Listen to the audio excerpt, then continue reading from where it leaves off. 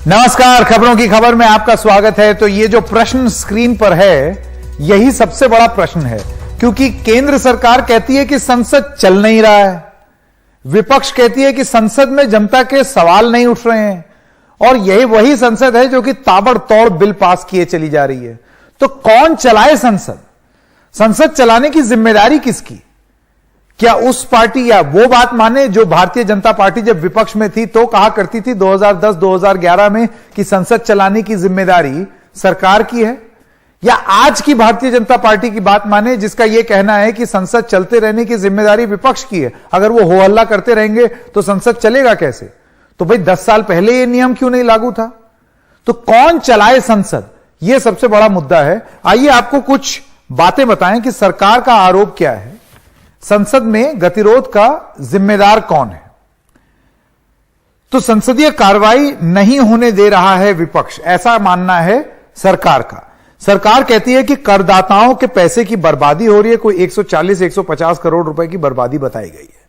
मुद्दों पर चर्चा नहीं कर रहा है विपक्ष, संसद में हंगामा करने पर तुला है विपक्ष। सैकड़ों करोड़ रुपए की बर्बादी हो चुकी है, यह ओम बिरला जो कि स्पीकर हैं उनका यह कहना है। सरकार का भी यही मत है कि पैसे की बर्बादी हो रही है। उधर विपक्ष की मांग यह है कि अहम मुद्दों पर चर्चा नहीं कर रही है सरकार। सबसे पहले पेगासस कांड पर बहस हो, सरकार रद्द करे नए कृषि कानून, बिना चर्चा के बिल पारित करना लोकतंत्र पर प्रहार है। औसतन, और यह बड़ी इंपॉर्टेंट बात है, औसतन 7 मिनट में बिल पारित हो जा रहे हैं। यह उस संसद में जिसके लिए सरकार कह रही है कि भाई काम ही नहीं करने दे रहे, तो फिर इस रफ्तार में बिल कैसे पास हो रहे हैं? इस सत्र में अब तक 26 बिल पास हो चुके हैं।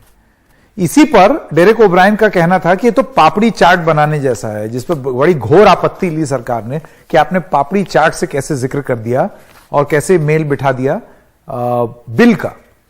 बिल जो है उनको आपने पापड़ी चाट से कैसे जोड़ दिया। तो विपक्ष का यह कहना है कि जब आप एक तरफ कहेंगे कि संसद चल नहीं रही है और दूसरी तरफ 26 बिल पास किए दे रहे हैं, तो फिर कौन चलाए संसद और जिम्मेदारी कौन ले, और किस तरीके से संसद चले, इसकी जिम्मेदारी कौन लेगा? आइए सुनते हैं राहुल गांधी ने क्या कहा। आज सब विपक्ष के पार्टीज ने मिलकर यहाँ जो किसान की समस्या है और जो ये काले कानून है उनको हटाने के लिए अपना पूरा यहाँ सपोर्ट दिया।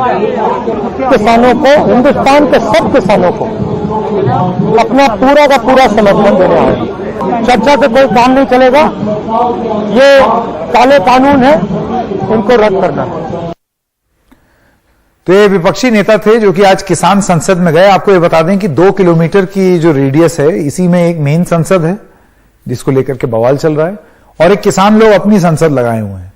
तो आज विपक्ष के जो सांसद थे वो किसानों की संसद में पहुंच गए और उनकी आज एक मीटिंग भी हुई।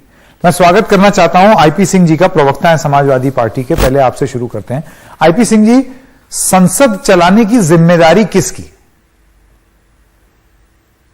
और संकेत जी, बहुत साफ तौर से आपने कहा कि जो भारतीय जनता पार्टी दशकों तक विपक्ष में रही है और वो बार बार इस बात को कहती रही कि संसद चलाने की जिम्मेदारी सरकार की होनी चाहिए, और होती भी रही है।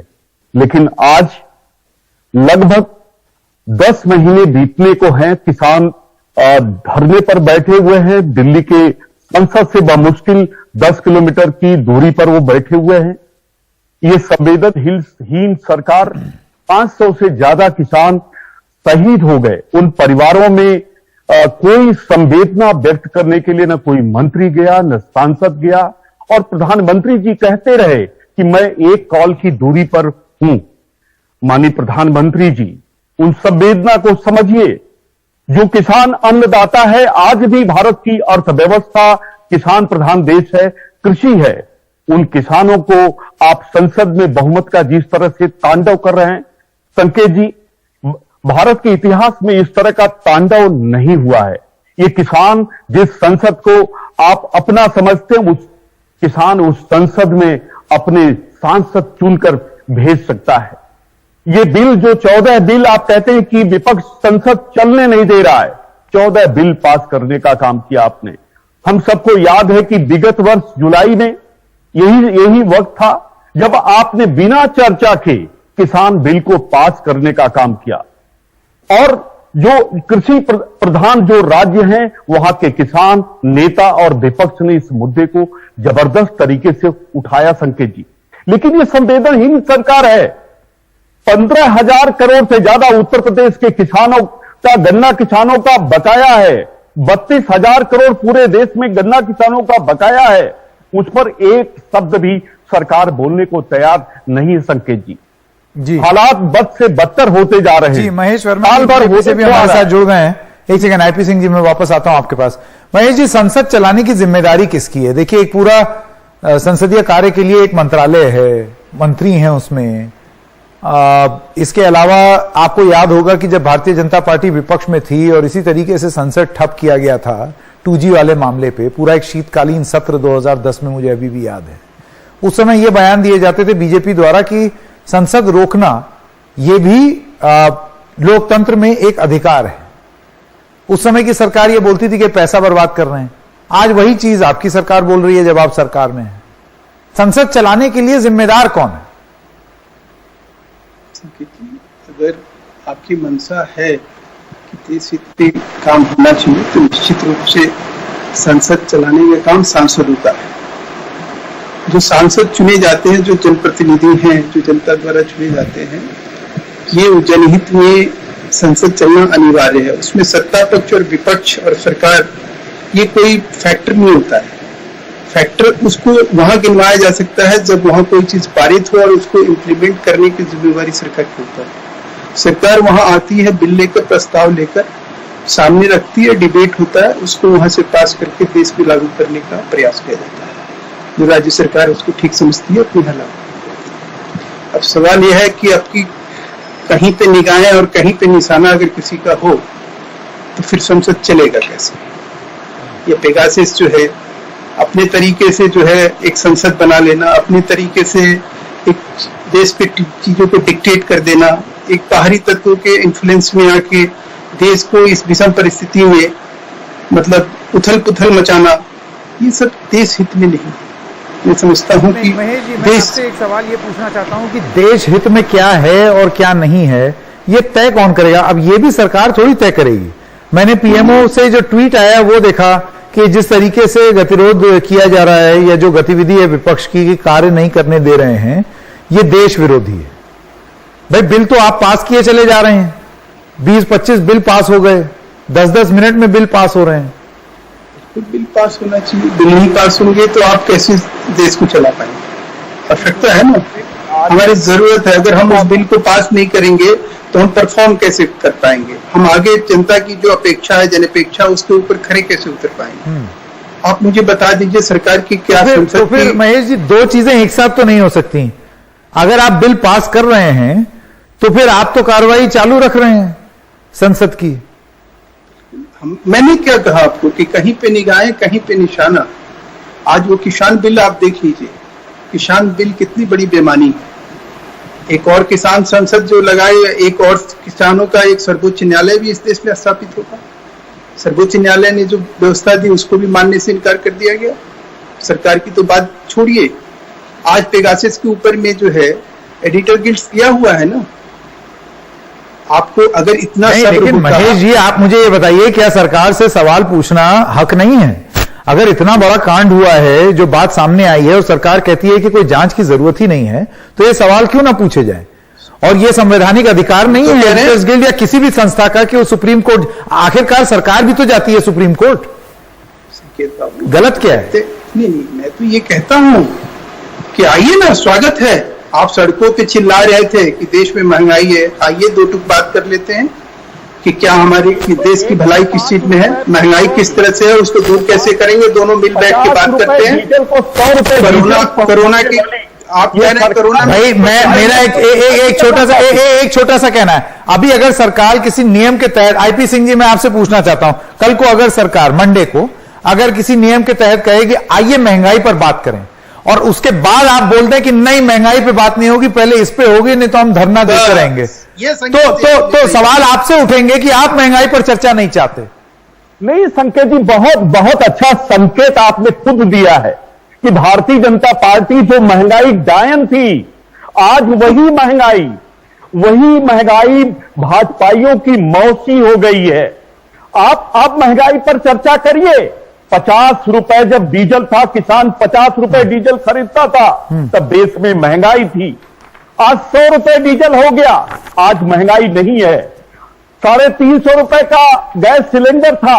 अरुण जेटली जी, अरे तो भाई अगर सरकार कल को, महेश वर्मा जी कह दीजिए कि मंडे को चर्चा होगी महंगाई पे, अरे फिर उसके बाद पता चल जाएगा कि विपक्ष महंगाई पर चर्चा चाहती है। इनकी ये चर्चा की कोई बात कर रही है क्या? इनके पास महंगाई के ऊपर ऐसा क्या है जो ये बोलेंगे, जो ये कहेंगे? कुछ तो देश को बताएं। महेश जी को ये गैस के ऊपर बात अगर करना चाहते हैं हम गैस के ऊपर बात कर लेंगे, तेल के ऊपर बात करना चाहते हैं हम तेल के ऊपर बात कर लेंगे। समझ में नहीं आ रहा फिर रोक कौन रहा है?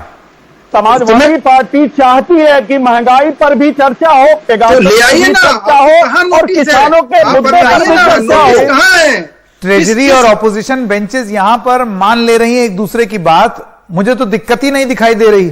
समझ में नहीं आ रहा कि दिक्कत कहां से आ रही है। शमीम रहमानी है तृणमूल कांग्रेस के हमारे साथ। संकेत बाबू रुक जाइए, है दिक्कत। हाँ, दिक्कत यहाँ है कि ये जो बोल रहे हैं ये सिर्फ टीवी चैनल पे बोल रहे हैं, सड़क पे बोल रहे हैं। ये सब चीजें राजनीतिक पॉलिटिकल स्टैंड सरकार ने महंगाई की कौन सी, आप बताइए कौन सी बहस का आपने अगुवाई की है? की नींद हराम हो गई है। समाजवादी पार्टी ने जिस तरह से पूरे उत्तर प्रदेश में चर्चा होगी, जिस तरह से प्रदर्शन किया है, वही कह रहा हूँ, भारतीय जनता पार्टी बौखलाई हुई है।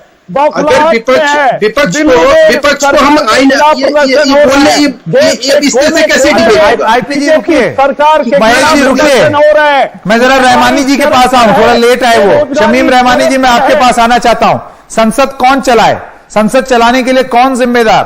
अगर आप इस तरीके से धरना प्रदर्शन करते रहेंगे और सरकार धड़ाधड़ बिल पास करती रहेगी तो सरकार को तो एक गोल्डन अपॉर्चुनिटी मिल गई।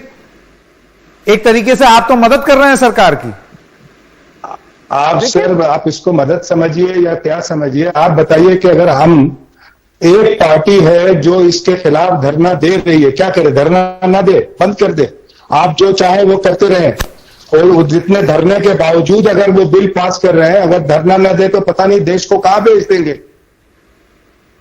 नहीं, मेरा सवाल ये, अभी महेश जी और आईपी जी में ये बातें हो रही थी कि महंगाई पे चर्चा हो जाए। मैं कह रहा हूं कल को अगर सरकार मंडे को ये बोले कि आइए सोमवार की सुबह हम महंगाई पर चर्चा करें और उसके बाद आप लोग ना राजी हों, आप देखिए एक बात तो ये हाइपोथेटिकल है संकेत जी। ये डरे हुए लोग हैं, सहमे हुए लोग हैं। एक एक करके शमीम भाई, पहले शमीम जी। ये हाइपोथेटिकल क्वेश्चन है कि सरकार हम क्या करेंगे। आप पहले बुलाइए तो सही, फिर देखिए, उसके बाद हमसे बात कीजिए। अभी बुलाया नहीं, मैं कैसे बता दूं कि मेरा रिएक्शन क्या है? महेश जी बोलिए। दूसरी बात, आपको घेरा हुआ है दोनों विपक्षी दलों ने, उनका ये कहना है आप चर्चा कराइए तो सही।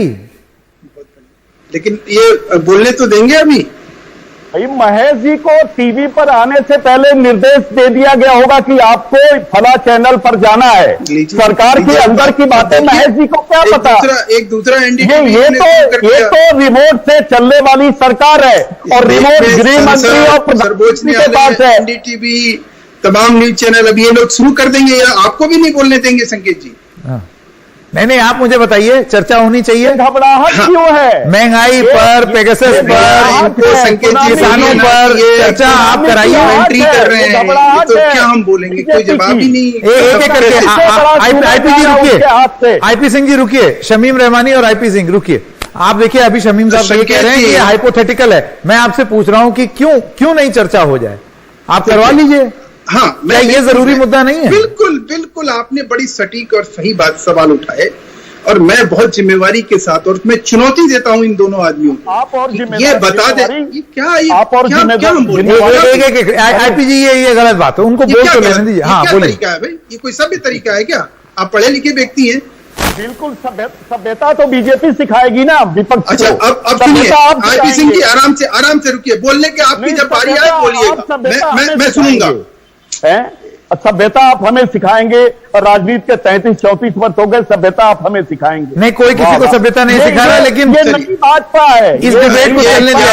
और यही तभी क्या आप ये क्या करेंगे? आप मुझे बताइए संकेत जी, आप क्या करेंगे? शमीम जी आखिरी समय है मेरे पास, एक सेकंड, मुझे यहाँ पर बीच में आना पड़ेगा, मुझे यहाँ बीच में आना पड़ेगा। आईपी सिंह जी रुकिए, शमीम जी आप इसको भले ही हाइपोथेटिकल करें या कुछ कहें, आप मुझे बताइए आपकी मुख्य डिमांड क्या है? पेगासस पे चर्चा हो, महंगाई पे चर्चा हो, किसानों पे चर्चा हो? देखिए सर, किसानों पे तो चर्चा नहीं करेंगे तो देश क्या भूखा मरेगा? आप ऐसे ही सब कुछ बेच चुके हैं, अन्न भी बेच देंगे आप क्या? अन्न को भी कॉर्पोरेट के हवाले कर देंगे। आपने हवाई जहाज दे दिया, आपने एयरपोर्ट दे दिया, आपने सब दे दिया। अब आप बोलते हैं कि जो हमारे मुंह में जो अनाज जाएगी, उस अनाज को भी आप कॉर्पोरेट के हवाले करना चाहते हो? चर्चा तो करना पड़ेगा सर। अब यही बड़ी बात है। महेश जी तो यहां पर कह रहे हैं कि चर्चा बिल्कुल हो जानी चाहिए, पर ये लोग आएंगे या नहीं? आप लोगों का बहुत बहुत धन्यवाद। अब देखना ये होगा कि चर्चा होगी, और उस चर्चा, सबसे पहली बात तो चर्चा होगी या नहीं, उसके बाद उसमें विपक्ष शामिल होगा या नहीं, और संसद चलेगी या नहीं। क्योंकि इसमें तो एक मुहावरा याद होता है, ना नौमन तेल होगा ना राधा नाचेंगी। कहीं ऐसी स्थिति ना हो जाए, क्योंकि संसद कौन चलाए और उसके लिए जिम्मेदार कौन। एक छोटे से ब्रेक के लिए रुक रहे हैं, अभी लौटते हैं। सरकार ने खेल रत्न अवार्ड को मेजर ध्यानचंद के नाम पर रखने का फैसला किया है। अब इस अवार्ड को मेजर ध्यानचंद खेल रत्न अवार्ड के नाम से जाना जाएगा। इससे पहले अवार्ड का नाम राजीव गांधी खेल रत्न अवार्ड था। प्रधानमंत्री मोदी ने आज कहा कि देश की जनता की भावनाओं का आदर करते हुए यह फैसला लिया गया है। और खबरें जारी रहेंगी एनडीटीवी इंडिया पर।